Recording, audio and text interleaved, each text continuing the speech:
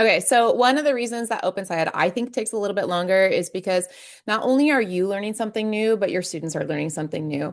Again, if we think from the student perspective, our students are going to six different classes. And if we think about the old way that we used to teach, it was like our standards were written as students should know, right? So it was us standing up front and lecturing at the students and then like doing checks for understanding. And the answers were like yes, no. There was a lot of back and forth between teacher to student. Students were looking at the teacher for the answer, and this is a completely different way of teaching.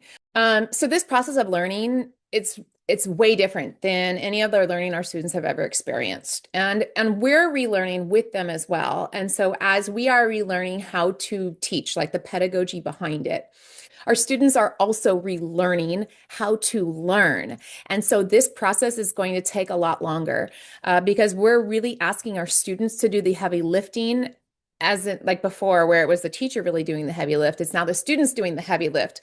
And they have to relearn that process, but also they're going to get a deeper understanding because of the various ways that students can say things that make sense to them. So instead of hearing it one way from us, like this is the way it should be said, we are honoring that brilliance that our students are bringing to us. And they're really teaching each other, which provides that deeper understanding. I think some of the biggest reasons that OpenSciEd lessons take longer than planned is because, again, there's so much material to have to sort through, all the prompts and things like that. And it's just kind of hard to wrap your brain around, especially if you're doing like multiple grade levels at the same time. So that can be kind of overwhelming and it's new for you, it's new for your kids.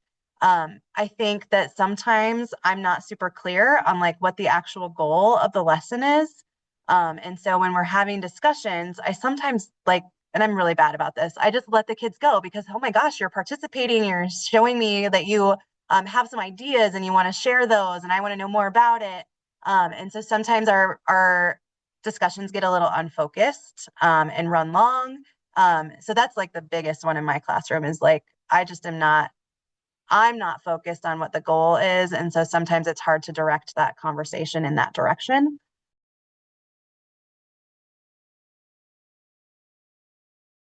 Couple of times I've tried to kind of cut some corners time wise in order to make sure that we're kind of back on track with our schedule.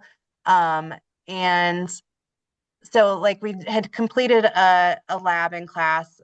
We had shared our data. And so I had the students as like home learning, take it home, interpret the data. We talked very briefly about it the next day. And then I realized probably like a lesson or two later that we did not spend enough time looking at what the data actually meant.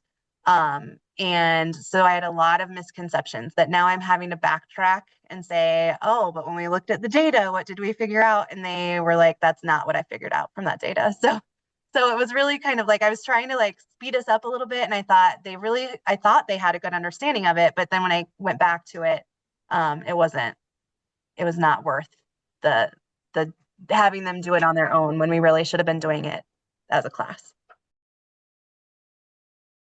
This is a long game. You're not just pacing a single lesson, you're pacing a learning journey. Some ideas will click now, others will take root and bloom later. Maybe in the next lesson, maybe 3 lessons from now.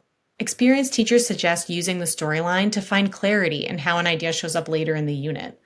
One teacher reflected that when they first started with OpenSciEd, they would teach a lesson and spend too much time on finalizing an idea, only to find out that it was coming up 2 lessons later.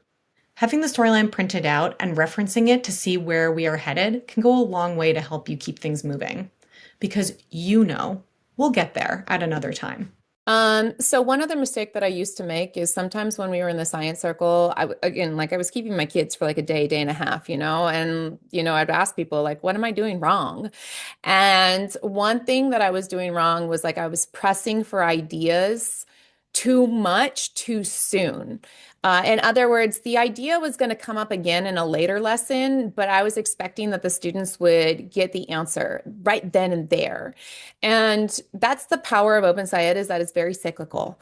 And some people think, hey, like that cyclical is not needed, but it actually really is. Like the idea with the cyclical is that we get some kids on the first pass, and then we're going to cycle back around and we're going to scoop up some more kids. And so now we've got like a bigger handful of kids, and then it's going to come up again, and we're going to scoop up even more kids. And so that idea of mastery keeps coming up. And I guess it's like they don't need to know mastery right away, especially if it's going to come up later on.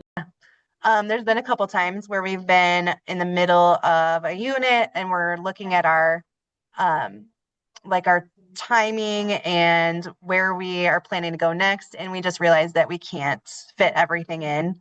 When we're realizing that we can't get an entire unit done, we go back to the beginning of our teacher edition and take a look at the standards that we're actually supposed to be meeting, and take a look at, based on the data that we have from our students in our assessments, like, have we met those standards at this point?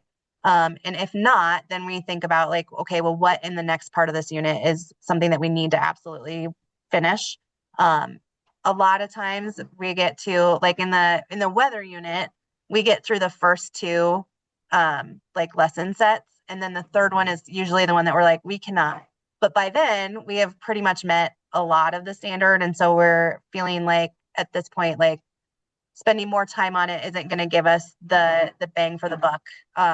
And so we usually cut it. But we don't cut it in the middle of a unit. We always wait until a point where it kind of, we can put a bow on it a little bit.